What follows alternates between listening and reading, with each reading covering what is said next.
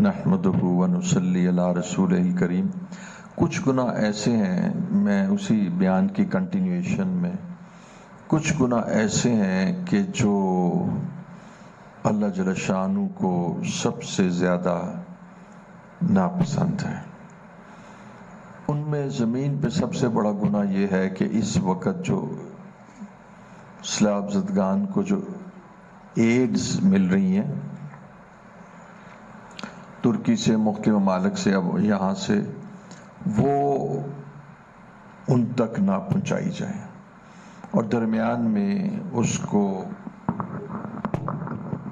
یہاں کوئی وڈیرے یا کوئی اوباش لوگ یا جو بھی احباب ہیں جو جن کی ان پر دسترس ہے، وہ اس کو کھا پی جائیں، اور وہ لوگ کہ جو کھلے آسمان تلے بیٹھے ہوئے ہیں ان تک یہ نہ پہنچے، یہ کمبل، یہ خوراک، یہ خیمے ان تک نہ پہنچے، اور اس میں اکبرہ پروری کے بعض وڈیرے اپنے ہی لوگوں کو کہ جن کے گھر گرے نہیں ہیں اور جو اصل سیلاب زدگان میں شامل نہیں ہیں ان تک نہ پہنچے، تو یہ گناہ زنا، شراب، اور میں تو کہتا ہوں قتل اور سود سے بھی بڑھ کر ہے۔ تو کچھ گناہ ایسے ہیں کہ جو پھر لے آتے ہیں وبال پوری زندگی کا، اور پوری زندگی اس سے، اس گناہ کے وبال کی زد میں آ جاتی ہے۔ سب سے پہلے اللہ کی نگاہ رحمت اٹھ جاتی ہے اور بے برکتی آنے لگتی ہے، اور بے برکتی زندگی میں بھی آتی ہے، صحت میں بھی آتی ہے، عمر میں بھی آتی ہے، اولاد میں بھی آتی ہے، اور اصل اس کی وجہ وہ گناہ ہوتے ہیں جو انسان سے سرزد ہوتے ہیں۔ تو میں ایک گناہ کا تذکرہ کرتا ہوں جس کو لوگ گناہ نہیں سمجھتے، یا وہ گناہ انسان سے سرزد ہو جاتا ہے لیکن جذبات کی وجہ سے، یا اس سے جذبات کی وجہ سے اس کے اوپر انسان دوبارہ سوچتا نہیں کہ یہ میں نے گناہ کیا ہے۔ خدا معاف فرمائے، کوئی آدمی شراب پیتا ہے تو اس کو معلوم ہے کہ میں نے گناہ کیا ہے، لیکن یہ گناہ کچھ ایسے ہیں کہ جو انسان کا دوسرے انسان سے تعلق ہے، یہ جو انٹریکشن ایک آدمی کا دوسرے سے ہے، اس کے ساتھ یہ گناہ سرزد ہو جاتے ہیں۔ یہ گناہ کے بارے میں جو عارفین ہیں، جو اللہ جل شانہ کو پہچانتے ہیں اور اللہ تعالیٰ کا مزاج مبارکہ اور خلق کو پہچانتے ہیں، ان کے نزدیک یہ گناہ شرک کے بعد، کہ شرک کے بارے میں فرمایا کہ ظلم عظیم،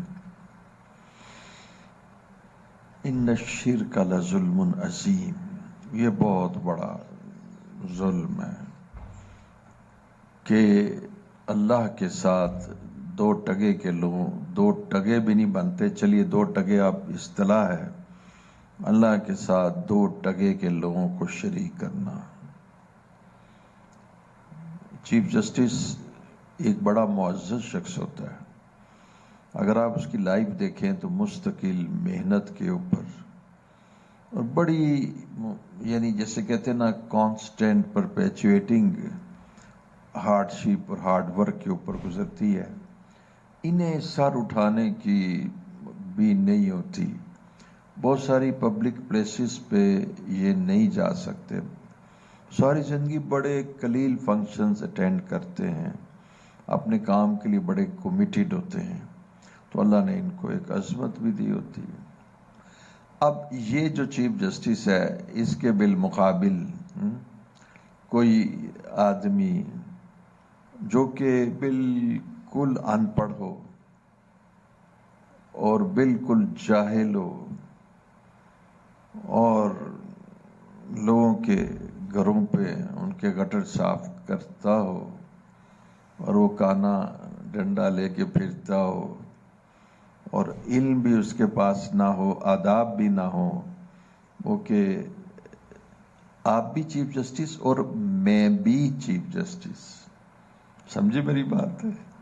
تو اس نے اپنے آپ کو اٹھا کر چیف جسٹس کے ساتھ ملا دیا، تو یہ کتنا ظلم ہوگا، کتنا ظلم ہوگا، بڑا ہی ظلم ہوگا۔ ایک یونیورسٹی کا پروفیسر ہے، اس نے پہلے پی ایچ ایم فل کیا، پھر پی ایچ ڈی کی، پھر ڈاکٹر آف سائنس بنا، پھر امریکہ کی یونیورسٹی میں پڑھاتا رہا، پھر یہاں آ کے پنجاب یونیورسٹی میں پڑھا رہا ہے۔ اور ایک آدمی جو بالکل یعنی اردو میں اپنا نام نہیں لکھ سکتا، وہ کہتا ہے میں بھی پروفیسر ہوں، تو بھی پروفیسر ہے، تو کتنا بڑا ظلم ہوگا، سمجھے بات ہے میری؟ اچھا اب یہ دیکھیے، اب اس کو ذرا دوسری طرح سمجھ لیجئے، ایک ہی بات، صرف میں اس کو دوسرے طرف سے کان پکڑ لیتا ہوں۔ آپ کہتے ہیں یہ بھی چیف جسٹس ہے اور یہ جو بھنگی ہے یہ بھی چیف جسٹس ہے، تو آپ نے کیا کیا؟ بھنگی کو اٹھا کے چیف جسٹس کے ساتھ شریک کر دیا۔ یہ ہم کرتے ہیں، اللہ کی قسم، بھنگی اور چیف جسٹس میں مماثلت اس اعتبار سے ہے کہ دو آنکھیں اس کی بھی ہیں، دو آنکھیں اس کی بھی ہیں، اس کا رب بھی اللہ، اس کا رب بھی، اس کو بھی رزق اللہ دیتا ہے، اس کو بھی رزق اللہ دیتا ہے، لیکن پھر بھی ہم کہتے ہیں کتنا بڑا ظلم اور بے وقوف شخص ہے جو یہ کہے کہ جی اس کو اٹھا کے قریب اس کے لگاتے ہیں۔ اسی طرح ہم رب کے ساتھ کر رہے ہیں، یہ چھوٹی چھوٹی سی چیزیں ان کو ہم خدا بنا کے خدا کے بالمقابل کھڑا کر دیتے ہیں۔ اس لیے فرمایا کہ ان الشرک لظلم عظیم، بہت بڑا ظلم ہے کہ مدد وہ بھی بیٹا وہ بھی دیتا ہے اور اللہ بھی دیتے ہیں، اور مدد وہ بھی کرتا ہے اور اللہ بھی کرتا ہے۔ ایاک نعبد و ایاک نستعین، اس کے اندر صرف تیری ہی عبادت کرتے ہیں اور تجھ سے ہی مدد مانگتے ہیں۔ ہم اپنے قابر کی قبروں سے فیض اخذ کرتے ہیں، مدد نہیں۔ فیض تو ایک انوارات ہوتے ہیں، فیض کا مطلب ہے لائٹ آ رہی ہے، اس کے قریب چلے جاؤ تو آپ بھی ایلومینیٹڈ ہو جاؤ گے، بھائی یہ فیض ہوتا ہے۔ اگر آپ نے فیض کی بڑی معمولی ڈیفینیشن دیکھی ہے نا، اب دیکھیے حضور صلی اللہ علیہ وسلم کے مبارک قلب کے اوپر کیا ہو رہا ہے، اللہ قلب محمد پہ جو رحمتوں کا نزول ہے پوری کائنات میں، دنیا نہیں کہہ رہا، کائنات میں گلیکسیز بھی ہیں، وہ جو جیمز ٹیلیسکوپ سے جو دیکھا گیا وہ سارا کچھ کائنات میں شامل ہے۔ اس ساری کائنات میں اللہ جل شانہ کی رحمتوں کا نزول یعنی اس درجے میں نہیں ہو رہا، نہیں کہ جس درجے میں بیت اللہ شریف پہ ہو رہا ہے، اور جو نزول رحمتوں کا، تجلیات کا، انوارات کا بیت اللہ شریف کے اوپر ہو رہا ہے اس سے کئی گنا زیادہ مومن کے قلب پر ہو رہا ہے۔ اور اگر مومن کے قلب پہ ہو رہا ہے تو پھر ابو بکر صدیق کے قلب پہ کیا ہو رہا ہوگا۔ اور وہ جو وجہ تخلیق کائنات ہے محمد صلی اللہ علیہ وسلم، تو ان کے قلب پر اللہ جل شانہ کی رحمتوں کا کتنا نزول ہوگا۔ تو پوری کائنات میں سب سے زیادہ اللہ جل شانہ کی رحمتیں جبرائیل امین علیہ السلام پر تو ہو رہی ہیں، لیکن جو رحمتیں اور جو انوارات جبرائیل پر ہو رہے ہیں اس سے لاکھوں گنا زیادہ قلب محمد صلی اللہ علیہ وسلم پر ہو رہے ہیں۔ جو قلب محمد روشن ہے جبرائیل وہاں تک رسائی نہیں کر سکے، اور آپ کو معلوم بھی ہے، آپ نے حدیث میں پڑھا ہے نا معراج کا واقعہ کیا ہوا تھا، کوئی بتائیں گے کیا ہوا تھا؟ ہاں، جبرائیل کہنے لگے کہ وولٹیج بہت زیادہ ہے، جو میری وہ جبرائیل کہنے لگے توبہ توبہ، جتنا اللہ کے قریب جاؤ اتنی وولٹیج، اتنی اس کے بیٹا قریب جاؤ گے تو روشنی زیادہ ہو جائے گی نا۔ تو حضرت مجھے ایک بات پتہ لگی یہ مجھے نہیں پتا تھا، اچھا ہو گیا کہ مجھے پتہ لگ گئی تاکہ میں اس سے بچ جاؤں. انہوں نے بتایا یہ جو تاریں جا رہی ہیں نا، میں نے سوچا جب تک اس کے قریب جا کے اس کو پکڑو نا اس وقت تک یہ نہیں پکڑتی. ہاں شیخ تو مجھے ہی پتہ لگا، آپ کو پتہ ہے الیکٹریکل انجینئر سے ہوں گے، انہوں نے کہا کہ جناب اس سے 1 فٹ کے فاصلے ہے نا، آپ کو پتہ ہے ویسے؟ اچھا مجھے نہیں پتا تھا. ان کا 1 فٹ کے فاصلے پر بھی نا، اور کسی نے کہا 1 گز کے فاصلے پر بھی جب آپ رکھیں گے آپ کو کھینچ لے گی اوپر. اس کو کہتے ہیں میگنیٹک فیلڈ. اچھا دیکھو نا، میگنیٹ ہوتا ہے نا، وہ کیا اس کو کہتے ہیں مقناطیس، اس کا بھی ایک فیلڈ ہوتا ہے نا، میگنیٹک فیلڈ. تو بیٹا تانوں جا کے میگنیٹ نال چمٹن دی لوڑ کوئی نہیں، وہ پہلے ہی تانوں کھینچ لے گا. When you enter the magnetic field, جب آپ میگنیٹک فیلڈ کے اندر جائیں گے تو وہ آپ کو کھینچ لے گا. تو یہ انہوں نے مجھے بتایا. ہوا یہ کہ ہم جا رہے تھے یہاں سے اسلام آباد، تو بیٹا میں کہ تارا بڑی اونچی آنے اینی اونچی تارا ضائع کیتا نہ، کھمبا لمبا کیتا ہے بڑا ضائع کی. وہ کہنے لگے بابا یہ کھیتوں میں سے گزرتا ہے، اچھا کسی نے چھلانگ ماری نا ہوتے تو انہیں کھینچ لینا ہے. اس وقت پھر میں بڑا حیران ہوں. اس طرح بات مجھے کوئی 6 مہینے پہلے پتہ لگی کہ یہ جو الیکٹرک وائرز ہیں ان کا بھی میگنیٹک فیلڈ ہے، ان میں بھی وولٹیج ہے. تو وہ وولٹیج اتنی ہائی ہے کہ جناب آپ کو کھینچ لے گی. تو اللہ جل شانہ کی تجلیات کی وولٹیج، جبرائیل کہتے ہیں میں تو اب نہیں ٹریول کر سکتا. تو اس میں حضرت تھانوی نے لکھا ہے کہ ایک مسند آتی ہے، وہ رنگ کیا اس کا، رنگ کیا رنگ ہے؟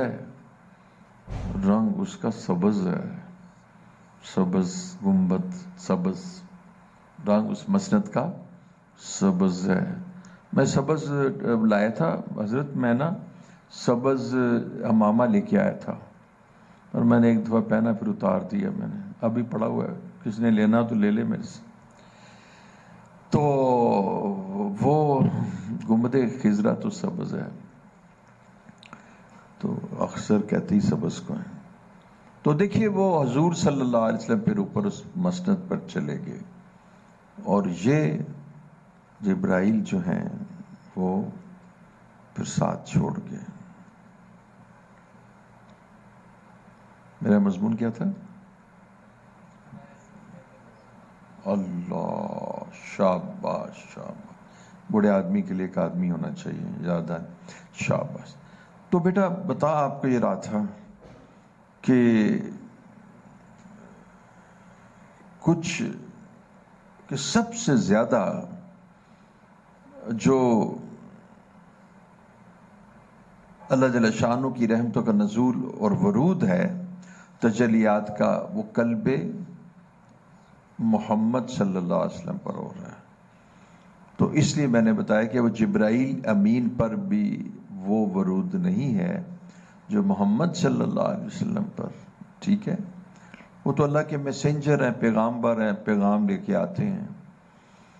تو بڑے مقرب فرشتے ہیں، اس کی تعریف قرآن مجید میں ہے کہ بڑے مقرب ہیں، بڑے امانت دار ہیں. تو یہ وہ جگہ ہے جس کا نام قلب ہے، اور قلب جو ہے نا وہ مومن کا، اس کو بیان کیا گیا ہے کہ وہ عرش اللہ ہے. صوفیہ نے اس کو کہا یہ اللہ کا عرش ہے، یہ اللہ کا عرش ہے. صوفیہ نے قلب مومن کو عرش اللہ کہا ہے. اور چونکہ جتنے بھی صالحین اور مومن اور اللہ والے اور مقربین اور اولیاء اعظام ہیں، ان کے قلوب بہت محترم اور پاکیزہ ہیں، ان تمام پر اللہ رب العزت کی رحمتوں کا نزول اور ورود ہوتا ہے. اس لیے جب وہ اس دنیا سے چلے جاتے ہیں تو ان کی قبروں پر یہ رحمتوں کا نزول ہوتا رہتا ہے. اس وجہ سے جب آدمی جس کو استعداد ہو، جو صاحب نسبت ہو، وہ مراقب کرتا ہے تو اس کو معلوم ہوتا ہے کہ اس قبر کے اوپر اللہ رب العزت کی رحمتوں کا نزول اور ورود ہو رہا ہے. تو وہ اپنا رابطہ قلب کا اس رحمت سے لے کے قلب اس رحمت کو اپنی جانب کیا کر لیتا ہے، کھینچ لیتا ہے. اس کو کہتے ہیں فیض. اس سے اس کے قلب روشن ہو جاتا ہے. جیسے آپ کہیں جی یہاں سے ذرا مجھے بھی تار دے دیں، میں نے بھی ذرا بلب روشن کرنا ہے. تو بہرحال یہ ایک مضمون ایسا ہے کہ جو عمومی طور پہ مجمع میں بیان نہیں کیا جاتا، اور تعلق اس کا خواص کے ساتھ ہے. تو یہ مراقب لوگ خواص ہی ہو سکتے ہیں. عوام کریں گے تو شرک اور بدعت میں مبتلا ہو جائیں گے، حاصل کچھ نہیں ہوگا. ٹھیک ہو گیا. تو بتانا چاہ رہا تھا کہ سب سے زیادہ قیمتی عضو انسان کے جسم میں کیا ہے؟ قلب. وجہ بیان کرو، وجہ بیان کرو. میں اتنی دیر سو لیتا ہوں، آپ وجہ بیان کرو.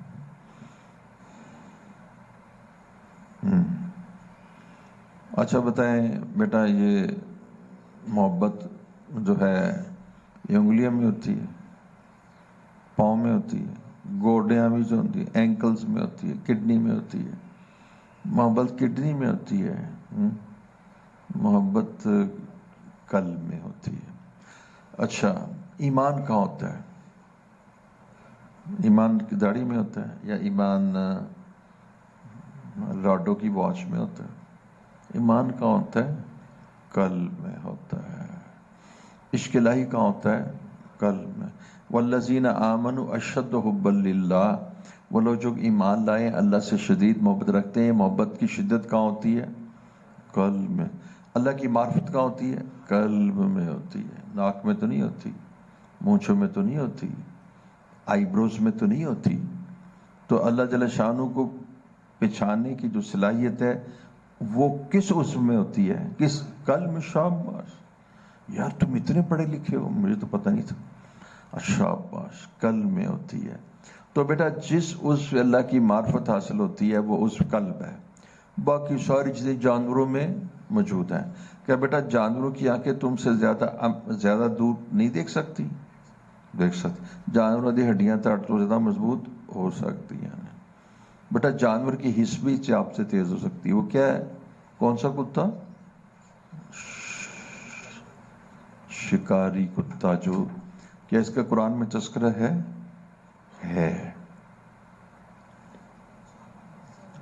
حضور شکاری کتے کا قرآن میں تذکرہ ہے، جو ڈیٹیکٹیو کتا ہوتا ہے. جی ہاں اس کا ہے. ویسے تو کل سورہ کاف میں وہ بھی تو کتا ہے نا. بہرحال کتے کا ذکر بھی، لیکن کہنے کا مقصد ہے اس کا بھی ذکر ہے. اللہ نے اس کو اتنی حس دی ہوتی ہے کہ اس کو ڈیٹیکٹیو ہے نا استعمال کرتے ہیں. آپ حیران ہوں گے کہ وہ کسی شکاری کتے کو لے جاتے ہیں، وہ سونگ کے بیان کر دیتے ہیں. تو اس کا مطلب ہے یہ تمام حصے تو جانوروں میں ہم سے زیادہ ہیں. تو اس کی وجہ سے یہ وجہ فضیلت نہیں ہو سکتی. لیکن وہ قلب جو اللہ نے انسان کو دیا، جس سے اللہ کی پہچان ہے، تو وہ صرف انسان کے پاس ہے. کیوں؟ یہ جانور اللہ نے کس لیے بنائے ہیں؟ کس لیے؟ انسانوں کے لیے. جانور کس لیے بنائے ہیں؟ انسانوں کے لیے. آسمان کس لیے بنائے؟ زمین، پانی، گندم، انسانوں کے لیے.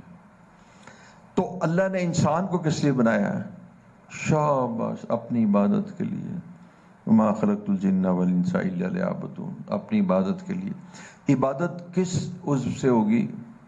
قلب سے. شاباش شاباش. اس لیے امام بہقی لکھتے ہیں صرف ایک عضو آخرت کا ہے. وہ کون سا ہے؟ قلب ہے. امام شافعی بھی لکھتے ہیں کہ جو آخرت کا عضو ہے جس سے تم رب کو پہچانتے ہو اور عبادت کرتے ہو، وہ جو تمہیں ایک آرگن دیا گیا وہ کون سا ہے؟ آنکھ دیکھنے کے لیے، کان سننے کے لیے. آنکھیں تو کفار کے پاس بھی ہوتی ہیں لیکن ان کے قلب اندھے ہوتے ہیں. ٹھیک ہے. تو بیٹا یہ قلب سب سے افضل ہے. اچھا پھر قلب عرش اللہ ہے. اب آؤ بات میری سنو.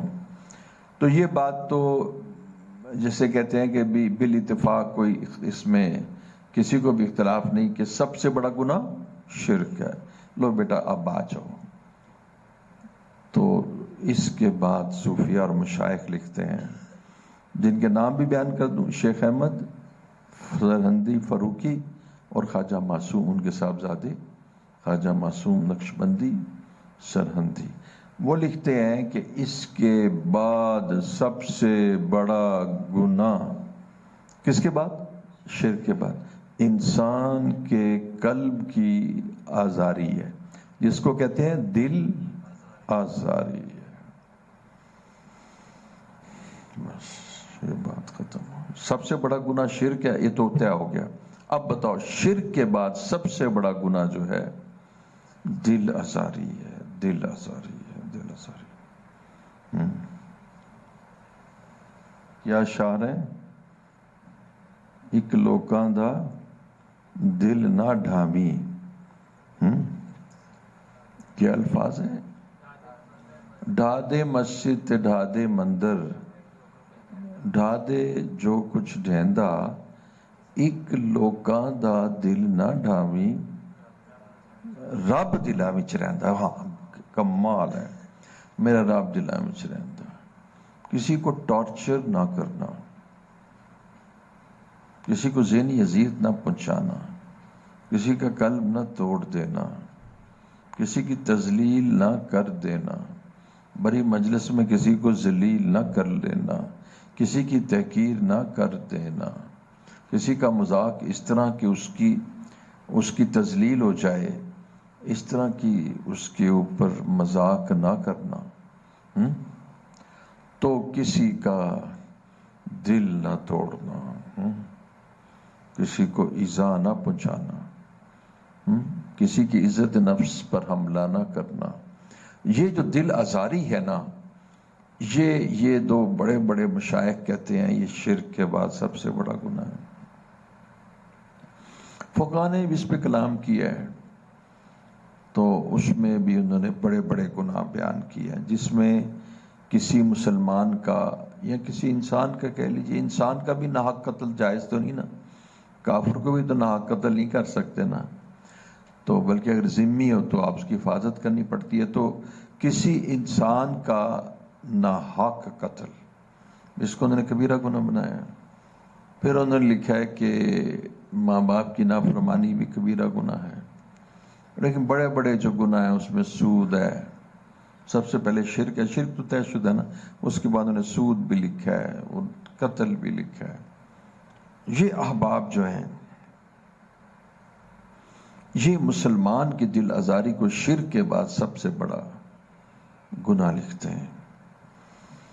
تو اس میں تھوڑی سی بات آگے بڑھاتے ہیں، وہ یہ ہے کہ انسان کے ذمہ دو قسم کے حقوق ہیں۔ کون سے؟ ایک حقوق اللہ اور ایک حقوق العباد۔ نماز کیا ہے؟ روزہ، حج نہیں تو نماز کیا ہے؟ حقوق اللہ۔ روزہ، زکوٰۃ، حقوق اللہ، حقوق اللہ، حقوق اللہ۔ اچھا، اور وَمِمَّا رَزَقْنَاهُمْ يُنْفِقُونَ، جو تم ہم نے دیا ہمارے راستے میں ہمیں واپس کرو، ہمیں خرچ کرو۔ اچھا، حج کیا ہے؟ حقوق اللہ۔ اچھا، تو حقوق اللہ میں معافی کسے مانگنی ہے؟ اور اللہ کا ظرف کتنا بڑا ہے۔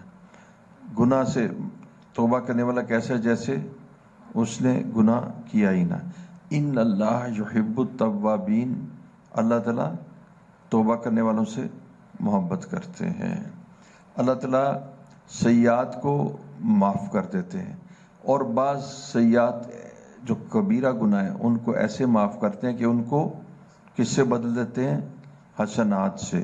اور سیئات سے مراد کبیرہ گناہ، حسنات سے مراد نیکیاں، تو وہ تو گناہوں کو نیکیوں میں بدل دیتے ہیں۔ یہ رب کا تعارف ہے، ایسے رب کی عبادت کرنی چاہیے نا اس کو۔ یا ایھا الانسان ما غرک بربک الکریم، پیٹھ دکھاتے ہو مجھے اپنے قریب رب کو، اس کو پیٹھ تو نہیں دکھانی چاہیے، اس کی طرف رجوع کرنا چاہیے۔ میرا سیلاب والوں سے کہیے کہ اللہ کی طرف رجوع کریں، اور آپ بھی کریں، میں بھی کروں، آپ بھی کریں۔ سیلاب اللہ کو تباہی کے لیے صرف سیلاب چاہیے یا کوئی اور چیز سے بھی تباہ کر سکتا ہے؟ وہ کون سی ہو سکتی ہے؟ جاپان سے میرے پاس لوگ آئے تھے، تو وہ کہیں گے میں آرکیٹیکٹ ہوں، اور ہم نے وہاں ایسے مکان بنائے ہیں کہ اگر زلزلہ آئے نا تو اس کے اندر نا وہ الاسٹیسٹی ہے۔ اور میری حیرت کی انتہا رہی، انہوں نے کہا ہم نے ربر یوز کیا۔ اب ربر ظاہر ہے یہ ربر تو نہیں ہوگا نا، یہ والا ربر، یہ والا ربر. ان کے جی اس کے اندر جو ہم نے ٹاپنگ جو اس کی بیان کی ہے نا، جب ہم نے جوائنٹ دیا تو جوائنٹ ربر کا دے دیا. پتہ نہیں کون سا ربر ہوگا، اس کے اندر کیا کیا ڈالا ہوگا. اب وہ کہتے ہیں جب زلزلہ ادھر آئے گا تو ادھر ہو جائے گا، ادھر آئے گا تو ادھر ہو جائے گا. تو پھر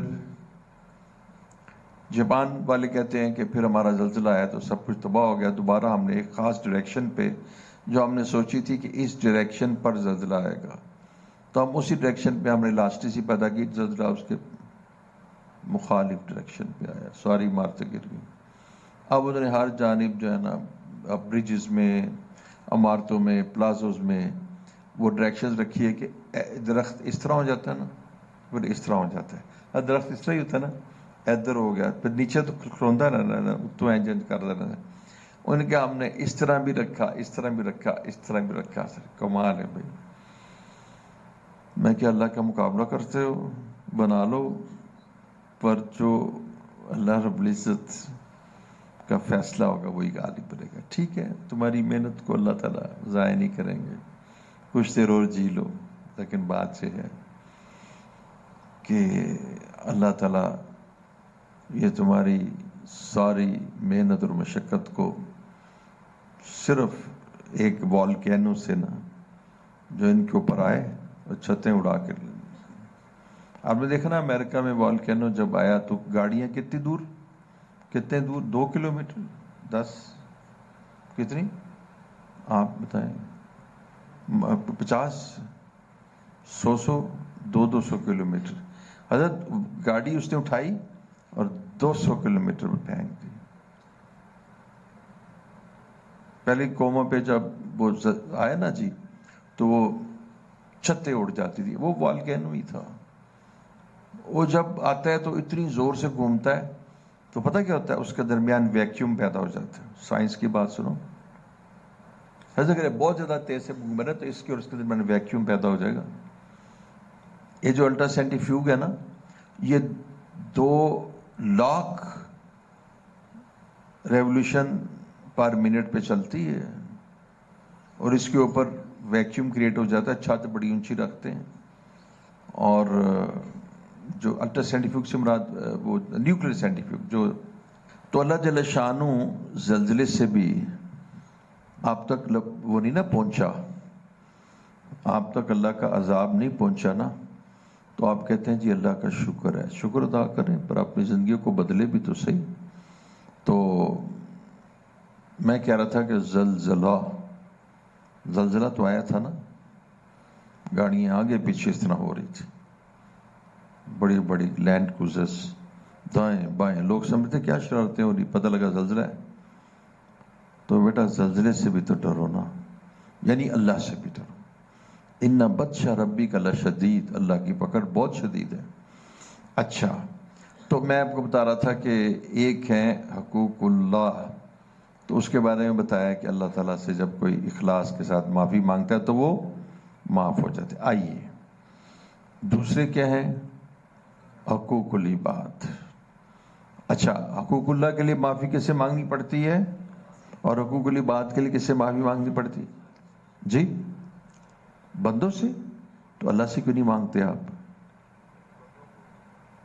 اللہ سے کیوں نہیں مانگتے؟ اللہ جب موجود ہیں تو اللہ، آپ بتائیے خرم اللہ سے کیوں نہیں مانگتے؟ معاملہ بندے کے ساتھ ہے. تو اب اللہ سے کیوں نہیں کہتے؟ اللہ کہتے ہیں بندے سے مانگ. آج جو اللہ سے کہتے ہیں بندے سے مانگ، تو بہت زیادہ اللہ چاہتا ہے تو تجھ پہ بڑی خشیت لائی ہے، بتا کہ تیری پیٹھ پیچھے میں نے غیبت کی تھی، تو مانگ نہ جا کے. آخرت کے عذاب سے تو یہ کم ہی ہے نا. تو تو جا اور جا کے بتا کہ میں نے غیبت کی تھی اور میں نے غیبت کی تھی، اور اس غیبت کی وجہ سے نا اللہ تعالیٰ اس کو پکڑیں گے، اور اگر وہ معاف کر دے گا تو معافی ہو جائے گی. اب کس کی مدد جا کے بتایا کہ میں. تو حقوق العباد اس لیے سخت ہو گئے کہ جب تک بندہ معاف نہ کرے اللہ معاف نہیں کرتا. بس یہ بات ہے. آپ نے بات درست کی کہ معاملہ تو بندے کے ساتھ ہے. تو جب معاملہ بندے کے ساتھ ہے تو معافی کسے مانگنی ہے؟ بندے سے. اچھا، اللہ کب معاف کرتے ہیں؟ جب اور اللہ اگر بندہ معاف نہ کرے تو اللہ معاف ہی نہیں کرتے. جب تک بندہ معاف نہ کرے تو دل آزاری کون سا گناہ ہے؟ حقوق العباد سے. اس لیے حقوق العباد کے گناہ بہت سخت ہیں. کل دین کے ہم ایسے کرتے ہیں، چار حصے بناتے ہیں، تو ایک حصہ 25% ہوا، تو 4 حصے مل کے کتنے ہوئے؟ 100. تو 75% جو آپ دین ہے وہ حقوق العباد ہے، اور 25% حقوق اللہ. اچھا، حقوق اللہ کتنے فیصد ہیں؟ دین کے کل حصوں میں سے 25%. اور حقوق العباد کتنے ہیں؟ 75%. تو 75% میں تم فیل ہو گئے تو فیل ہو جاؤ گے. یہ بڑے بڑے فوقا لکھتے ہیں 75%، وہاں 25/25 لے پاس ہو گئے نا، ادھر فیل ہو گئے تو فیل ہو جاؤ گے، کامیاب نہیں ہوگے. تو حقوق العباد جو ہیں وہ اللہ اس کے بارے میں فرماتے ہیں جاؤ اس سے معافی مانگو پھر میں معاف کروں گا. تو دل آزاری یہ حقوق العباد میں سے ہے، یہ کبیرہ گناہ ہے، اور ہمارے مشائخ نے لکھا ہے کہ یہ شرک کے بعد سب سے بڑا گناہ ہے. لہٰذا آپ لوگوں کی دل آزاری نہ کیا کریں، ہاں، دلوں کو نہ توڑا کریں، تذلیل نہ کیا کریں، ذلیل نہ کیا کریں، تحقیر نہ کیا کریں، ایسی تنقید نہ کیا کریں جس سے دل آزاری ہو. ٹھیک ہو گیا. اب میں آپ کو بتاتا ہوں کہ شیخ خواجہ معصوم کیا لکھتے ہیں. حضرت سننے والی بات ہے. وہ لکھتے ہیں کہ اصل میں بات یہ ہے، سننے والی بات ہے تو صوفیانہ بات، لیکن بہرحال عقل بھی اس کو تسلیم کر.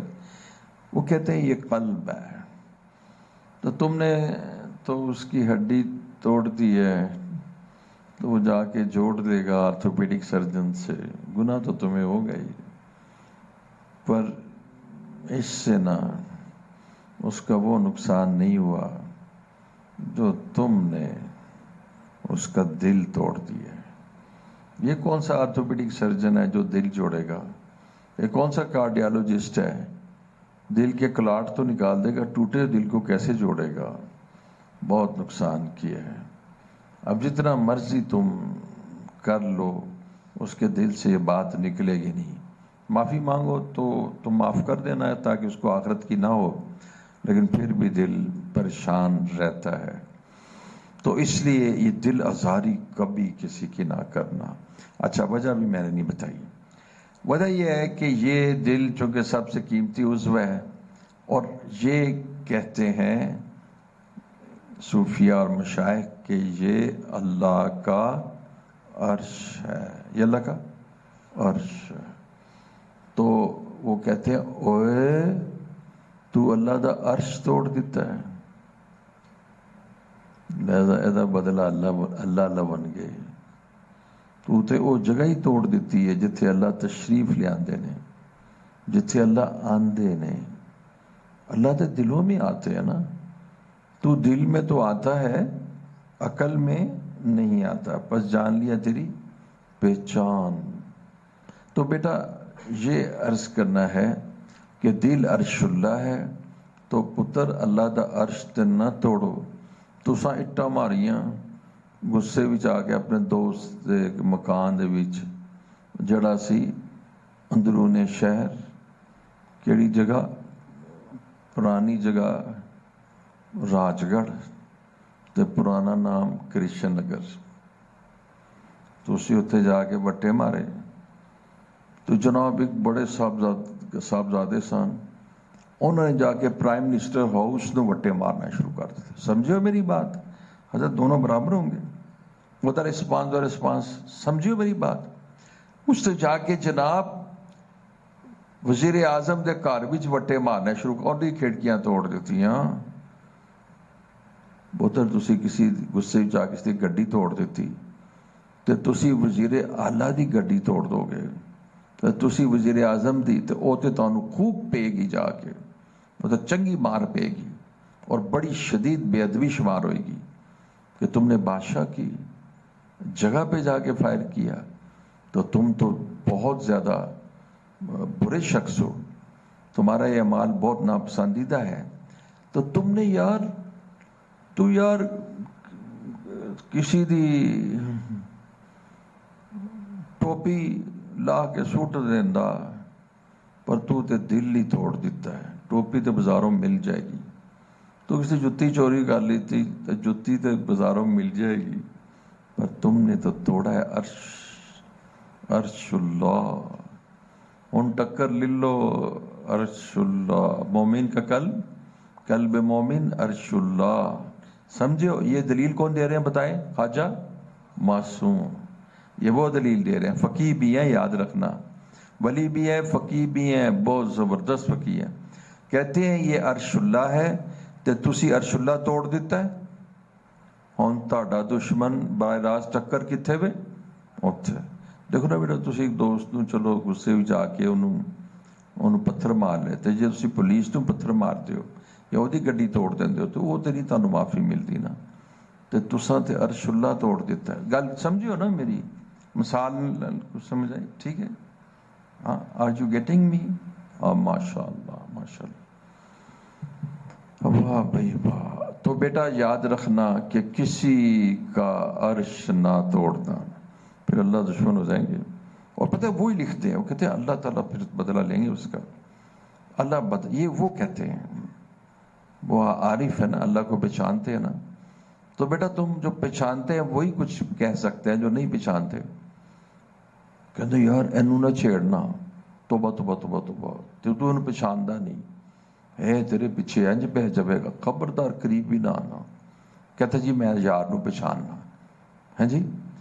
تو اللہ والے اللہ کو پہچانتے ہیں. کہتے ہیں جو تسی اپنا ٹا دے مندر تے ٹا دے مسجد تے کچھ نہیں ہوندا, پر ایدا دل نہ ٹامی, ایک لوکاں دا دل نہ ٹامی, میرا رب دلاں وچ رہندا, عرش اللہ ہے. تو اب بات آپ کو سمجھ آ گئی. میں نے کہا آج ایک ہی بات کروں گا تاکہ ذہن میں آ جائے. کسی کو ذلیل نہ سمجھنا, کسی کی تحقیر نہ کرنا, کسی کے عزت نفس پر ہاتھ نہ ڈالنا, اور سب سے زیادہ میں تمہیں کہوں گا, تم میں سے اکثر لوگ غیر شادی بیویوں کے ساتھ نہ کرنا. یعنی تم میں سے اکثر نوجوان ہے لیکن شادیاں تو ہونی ہے نا, تو بیوی کے ساتھ نہ کرنا. تیری ماں نے تے تینوں کھانا پکانا ہی نہیں سکھایا, یہ ہے دل آزاری. تیری ماں نے تینوں ایسے سکھایا ہے, یہ دل آزاری ہے, شدید دل آزاری ہے. یہ دل آزاری کی ہائیسٹ ڈگری ہے. کی سکھے آئی ہیں؟ تین تو چاول بھی نہیں پکانے آتے, چاول بھی تو پکائے سن تے کچے سن. کہ کی ہویا, کہ لڑائی کیوں ہوئی؟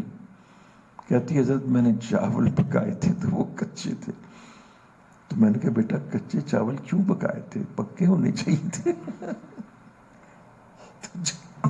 وہ آئے تو میں نے کہا حضرت وہ ساری عمر اس نے پڑھائی میں گزار دی, تو آپ جو کچے چاول ہیں وہ پکے بن جائیں گے. ذرا شفقت کے ساتھ آپ کی بیٹی جو کچے چاول پکائے تو آپ اس کو سکھلا دیں گے, اس کو بھی سکھلا دیں, یہ نہ کہ. اور بیٹا میں اس وقت تحمل نہیں رکھتا وہ لفظ کہ جو سے اپنی بیوی کو کہے توبہ توبہ, اس کے باپ پہلے باپ کو گالی دی, پھر اس گالی سے اس کو نسبت دی بیوی کو. اس قدر بڑا گناہ ہے کہ میرے نزدیک میں یہاں تک بھی کہہ دوں گا کہ یہ بھی ممکن ہے کہ ساری عمر معافی نہ ملے. یہ بھی ممکن ہے ساری عمر ہی معافی نہ ملے, اتنی شدید دل آزاری ہوتی ہے.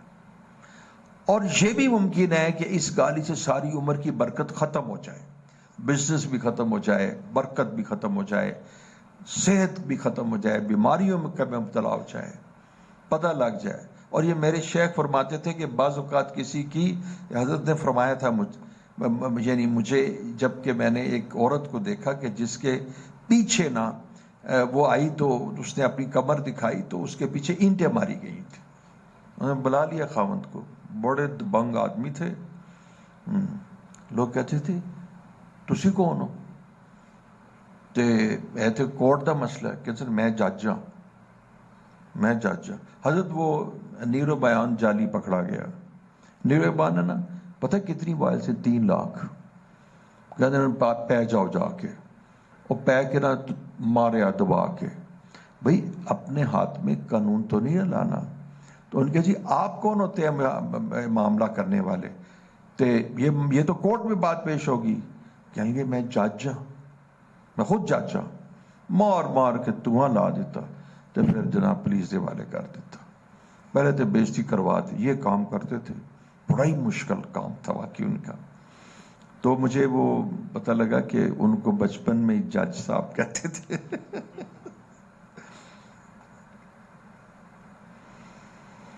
تو بیٹا میں آپ کو صرف وہ 11:15 میں آپ کو عرض کر رہا تھا کہ کبھی یہ نہ کہنا اپنی بیوی کو. اچھا اب دیکھو بیٹا, ایک ماں, مجھے ایک سچی حضرت ادھر آتے ہیں, تشریف لاتے ہیں, بڑے اچھے انسان ہیں. کہنے گا انہوں نے بار بار کہا ہمیں کوئی چیز نہ دینا. اچھا کہنے گے کہ سچ پوچھیں کہ ہمارے پاس استعداد بھی نہیں تھی. جب انہوں نے اتنا زیادہ کہا تو ہم نے یقین کر لیا. ایک دوسری بات ہے کہ ہم چاہتے تھے کوئی قرضہ لے کے تو کچھ کر لیتے. کہنے گے جس سے 2 مہینے گزرے تو میری جو بیٹی تھی استری کر رہی تھی, انہوں نے کہا استری چھاڑ دے, تیری ماں نے تینوں استری بھی نہیں دیتی. ہوا یہ واقعہ کہ جو دوسرے بچی کی شادی کرنے لگے تو کہنے لگے ڈاکٹر صاحب آپ یقین جانیے اس دفعہ میں نے ارادہ کیا کہ ساری چیزیں دوں گا. میں کہا بھی کیوں؟ آپ جو شادی کر رہے ہیں وہ کون آدمی ہے, بہت بڑے آپ کی بیٹی ہے, اور وہ بیٹا جو ہے پہلے وہ بھی عالم ہے, مفتی ہے, اور دوسرا ہے کہ وہ مفتی کا بیٹا ہے, مفتی کا بیٹا ہے, مفتی ہے, اور ایک ادارے میں کر رہے ہیں. کہنے لگا حضرت میں نے یہ دیکھا کہ لوگ کہتے ہیں کچھ نہ دو, پھر جو دانے دیتے ہیں, اس لیے میں نے سوچا ہے. ہاں اس کا کہا کہ پھر میں نے ایک چیز پہلی بچی کو دی, کوئی بیڈ ہوتا ہے کہ فلاں ہوتا ہے, جو فریج ہوتی ہے, چلو یار دے. تو کہیں گے اس دفعہ بھی میں نے یہ چیزیں دینی ہیں. تو یہ تانا نہ دینا لے کے کیا آئی ہو, توبہ توبہ. اچھا سب سے برا تانا جو ہوتا ہے نا وہ باپ کا ہوتا ہے, وہ نہیں بچی برداشت کر سکتی. وہ گالی کی شکل میں, میں بھی برداشت نہیں کر سکتا. حضرت ہمارے ایک ہمسائے تھے, میاں قمر الدین, وفات پا گئے اب 20 فٹ کے فاصلے پہ. حضرت آپ تو جانتے ہیں, اچھا اب آپ نہ ہی بات کرتا تو برا حضرت وہ ہوا کہ میں جب گیا تو دونوں چارپائی پہ تھے. ہاں حضرت بیٹا نہیں تھا نا ان کا, بیٹیاں تھیں, تو شاید دونوں ہی چارپائی پہ, 3 بیٹیاں تھیں حضرت, دونوں ہی چارپائی پہ تھے. بس اب وہ چونکہ چلے گئے تو میں احوال چونکہ جاننے والے یہاں موجود ہے اس لیے دونوں ہی چارپائی تھے. میں گیا, میں نے دیکھا کہ بلڈ پریشر بڑا ہائی ہے. اچھا وہ مجھے بلا بھی لیتے تھے, بیٹا ہی کہتے تھے, میرے سے عمر میں بڑے تھے, 20 25 30 بس. اچھا اب میں سمجھ نہ آئی, ڈاکٹر نے بھی آیا, ڈاکٹر نے پوری بلڈ پریشر کی دوائیں دی, وہ کنٹرول نہیں ہوتا تھا. اب اصل بات بھی پتہ لگا کہ یہ بلڈ پریشر دوائیوں سے کنٹرول ہی نہیں ہوگا. یہ تھی انگزائٹی, یہ تھی بچی کی انگزائٹی. اس بچی کی جو تکلیف تھی, بہتر تھا بچی نہ بتاتی. میں نے اس کو کہا, میں نے کہا بوڑھے ماں باپ ہیں تو, لیکن وہ بھی ہوتا ہے بچے بھی تو پھر ماں باپ کی آ گئی بلکتے ہیں نا, وہ بھی تو وہاں سکون تلاش کرتے ہیں. لو بیٹا اس کی وجہ سے میں بات تو نہیں زیادہ کرتا, وہ چارپائی پہ دونوں لیٹے ہوئے تھے. پھر مجھے پتہ لگا تو میں نے ڈاکٹر سے رابطہ کیا, اس نے کہا ان کو تم اینگزیولیٹک جو انگزائٹی کو ختم کرتی ہیں وہ دو. پھر میں نے ان کو دی, وہ لال سی گولی کیا ہوتی ہے, لیکزوٹانل. پھر بیٹا میں نے ان کو لیکزوٹانل لی, آپ حیران ہو گئے, یوں بلڈ پریشر گر گیا, حالانکہ وہ بلڈ پریشر کی دوائی ہی نہیں ہے. تو انگزائٹی کی وجہ سے بلڈ پریشر آئی تھا, لیکزوٹانل سے وہ گر گیا. تو اب بیٹا میں ایک سوال پوچھوں آپ سے کہ جناب تسی بڑھے ماں باپ نو منجی تے لٹایا ہے, اپنی صرف کہ جس کو عمر رضی اللہ پکڑتے تھے کہ ساری مصیبت, دیکھا تو عمر رضی اللہ نے زبان پکڑی ہوئی ہے, ساری مصیبت آتی ہے, آفات لسان امام غزالی نے. تو جب تم اس طرح کی لفظ اختیار کر دیتے ہو, وہ لفظ جب ماں باپ تک پہنچتے ہیں تم تو آپس میں ٹھیک ہو جاتے ہو. حضرت تھانوی نے ویسے لکھا ہے کہ نہ بیان کرو, کیونکہ تم نہ آپس میں کچھ دیر بعد ٹھیک ہو جاؤ گے، ماں باپ کو وہ لفظ توبہ. تو وہ بیٹا وہ چیز ہے کہ جب تم ایسے چلتے ہو تو اس سے جو پھر صدمہ پہنچتا ہے تو زخم تو واقعی مندمل ہو جاتا ہے. وہ قلب کا زخم وہ نہیں مندمل ہوتا. تو لہذا نہ کسی کی دل آزاری نہ کرو. اچھا، اب جو شادی شدہ لوگ ہیں سب سے پہلے جا کے اپنی کیا کریں، ماں سے معافی مانگے. امید ہے کہ آپ میں سے بہت کم ایسے ہوں گے جنہوں نے ماں کی دل آزاری کی ہوگی، نہیں تو معافی مانگ لے. اچھا ہے. اور دوسری ہے کہ بیوی سے معافی مانگے تو اس کی دل آزاری کرنے والے تو 80% ہیں، کیونکہ وہ مجبور بھی ہوتی ہے اور بقول شخص مقہور بھی ہوتی ہے. تو وہ تو جو مرضی اس کو کر لو. آپ صلی اللہ علیہ وسلم نے بہت زیادہ تاکید فرمائی ان کے ساتھ. خیرکم خیرکم لأہلہ، تم میں سے بہترین وہ جو اپنے اہل بیوی کے ساتھ. اور قرآن نے بھی سفارش فرمائی وعاشرہن بالمعروف، اچھا گزارا کرو.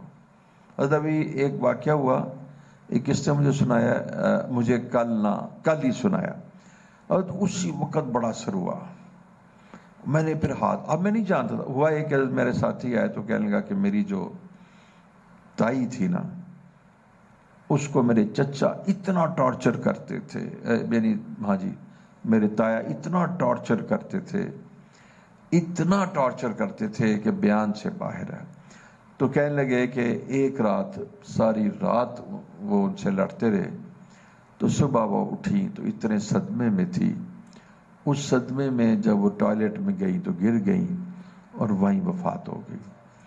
تو یہ ٹارچر کے ساتھ اس دنیا سے گئی. حضرت میرے قلب پر اتنا اثر ہوا کہ میں نے نا اس کے سامنے ہی ہاتھ اٹھائے. اس کو سمجھ نہ آئی کہ میں ہاتھ کیوں اٹھا.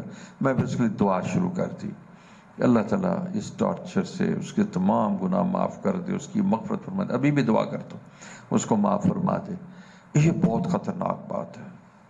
تو اس کے بعد وہ تو چلی گئی، اور ان کے لیے اللہ اکبر، ان کے لیے قیامت لکھی گئی. اب معافی بھی کس سے مانگے؟ قبر پہ جا کے مانگے، یہی ہو سکتا ہے.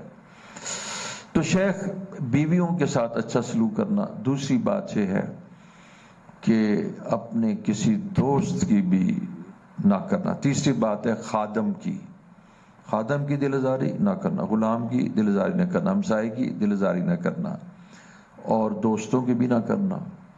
تو کسی بوڑھے آدمی کی بھی نہ کرنا، اور کسی مولوی صاحب کی بھی نہ کرنا، اور کسی ٹائی پینٹ کوٹ کی بھی نہ کرنا. دل آزاری کسی کی نہ کرنا. تو یہ آج کا سبق ہے. ہاں، فذکر ان الذکر تنفع المؤمنین. تو یہ تذکرہ اس لیے ہے کہ آپ کو نفع پہنچے اور اپنی زندگیوں میں سے دل آزاری نکال دیں. فرمایا اے بیت عتیق، کس نے؟ آپ صلی اللہ علیہ وسلم نے طواف فرماتے ہوئے جب رکے حجر اسود کے سامنے، اے بیت عتیق، تو بڑا مکرم، مقدس اور سیکرڈ ہے، لیکن ایک مسلمان کی عزت نفس تجھ سے زیادہ. اور میں آپ کو سنایا کرتا ہوں کہ میں نے پڑھا حضرت عمر کی سٹیٹمنٹ کہ کسی مسلمان کی دل آزاری کرنا بیت اللہ شریف کو 70 ٹائمز، کتنی دفعہ گرانے سے زیادہ برا ہے. پھر میں اس حدیث کی تلاش میں رہا تو تک عثمانی صاحب دامن برکاتہم کی کتاب میں پڑھ لیا، اس میں 70 ٹائم نہیں تھا. اس میں آپ لکھتے ہیں کہ کسی مسلمان کی دل آزاری کرنا بیت اللہ شریف کو گرانے سے زیادہ برا ہے. تو کافی ہے، ضرور آپ نے 70 دفعہ کیا بیت اللہ شریف کی طرف تو ہم پیٹھ بھی نہیں کرتے، اور گرانے کا تو تصور بھی نہیں ہے. تو یہ حدیث میں نے تقی عثمانی صاحب کی کتاب میں پڑھ لی ہے کہ کسی مسلمان کی دل آزاری کرنا بیت اللہ شریف کو. اچھا، اب اس کا طریقہ کیا ہے؟ اس کو آپ نے سیکھنا ہے، سمجھنا ہے دل آزاری کیا ہے. تو اس کے لیے کس چیز کی ضرورت ہے؟ علم دین کی. تو ہم نے اس کا کیا انتظام کیا ہے بتائیے؟ ہم نے اس کے لیے علم، ہائر اسلامک لٹریسی موومنٹ، حلم کا نظام قائم کیا، جس میں کیا ہوتے ہیں شارٹ کورسز، کتنے ہوتے ہیں 6 ماہ کے. تو ان شارٹ کورسز میں آپ نے داخلہ لینا ہے اور پورے سال لیتے رہنا ہے، یعنی پورے سال جاری ہے. یہ ایسا نہیں ہے کورس ختم ہوتے ہیں شروع ہوتے ہیں ختم. تو آپ نے دین سیکھنا ہے نا، تو دین سیکھنے سے آتا ہے. پلمبر کا کام بھی نہیں سیکھ سکتے، استاد چاہیے. تو دین کے لیے استاد چاہیے. انما بعثت معلما، میں کیا بھیجا گیا ہوں؟ Teacher. I have been sent as, اب میں ایک ٹیچر، استاد، معلم بنا کے تعلیم دیتا ہوں. ہاں، یتلو علیہم آیاتہ و یعلمہم الکتاب والحکمہ ویزکیہم. تعلیم قرآن، تعلیم کون دیتا ہے؟ استاد. تو استاد سے آپ نے تعلیم سیکھنی ہے. تو آپ جو بھی ہیں، جتنے بھی ہیں، سارے اپنے دل میں اس کا ارادہ کریں کہ ہم جو ادارہ ہے، جو ادھر بھی ہے، اس میں ہم جتنا بھی 1 گھنٹہ 1.5 گھنٹہ روزانہ، 5 دن ہوتا ہے ہفتے میں، یہ شارٹ کورسز میں دیں گے اور ہم علم دین حاصل کریں گے. وآخر دعوانا ان الحمد للہ. جزا اللہ عنا محمد ما ہوا.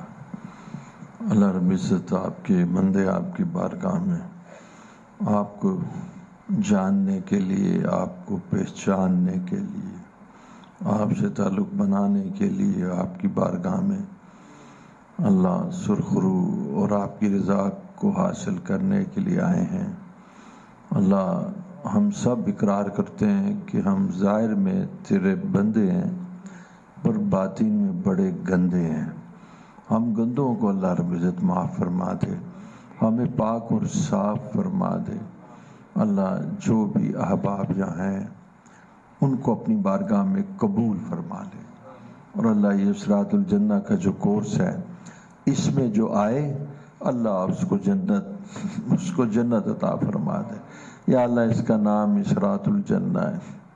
یا اللہ اس جنت کے طرف جانے والے جو کورسز ہیں ان میں شرکت کی توفیق عطا فرما کے جنت عطا فرما دے. اللہ تعالی ہمیں گناہوں سے بچا دے، دل آزاری سے بچا دے، جھوٹ سے بچا دے. اللہ صلواتگان پر اپنی رحمت اور برکات کا نزول فرما، عنایات و نواسات کا نزول فرما. ان کے اوپر رحم فرما دے، ان کو معاف فرما دے. ہمارے گناہوں کی وجہ سے بھی اللہ ان کے اوپر یہ مصیبت آئی ہے، یہ مصیبت ہمارے گناہوں کی تھی جو ان پر آئی ہے. اللہ ہمیں معاف فرما. سیلابوں سے اللہ، بے وقت کی بارشوں سے اللہ، اور زلزلوں سے ہماری حفاظت فرما. اللہ رحم کا معاملہ فرما، اللہ فضل کا معاملہ فرما، درگزر کا معاملہ فرما. اللہم انک عفو تحب العفو فاعف عنا. یا اللہ ہمیں معاف فرما دے. رب اغفر وارحم وانت خیر الراحمین. لا الہ الا انت سبحانک انی کنت من الظالمین. انا کنا من الظالمین. یا اللہ معاف فرما دے، یا اللہ معاف فرما دے. یا اللہ میری توبہ، میری توبہ میرے رب معاف فرما دے. میرے بھائیوں کو معاف فرما دے، میرے ہم وطنوں کو معاف فرما دے. اللہ اپنے بندوں کو معاف فرما دے. اللہ اہل وطن کو معاف کر دے، اہل پاکستان کو معاف کر دے، اہل سندھ کو معاف کر دے، اہل بلوچستان کو معاف کر دے، ہم پنجابیوں کو معاف کر دے. اللہ ہمارے معزز پٹھانوں کو معاف فرما دے، رحم کا معاملہ فرما دے. اہل افغانستان پر بھی رحم اور برکات نازل فرما، پاکستان کی حفاظت فرما. اللہ ہماری معیشت کو استحکام نصیب فرما. اللہ سود پہ جو قرضہ لیے اللہ اس پر ہمیں معاف فرما، اور عافیت کے ساتھ اس قرضے کو ادائیگی کی شکل عطا فرما. اللہ رب العزت ہمارے اس ملک میں نظام اسلامی کو جاری فرما اور سود کی لعنت سے ہمیں محفوظ فرما۔ اللہ رحم کا معاملہ فرما لیجئے۔ اللہ ہمیں سزا سے ہماری اصلاح نہ فرمائیے، ہم پر اپنا کرم فرما دیجئے۔ ہماری دعاؤں کو اپنے پسندیدہ بندوں کے طفیل قبول فرما۔ جزا اللہ محمد صلی اللہ علیہ وسلم۔ آمین۔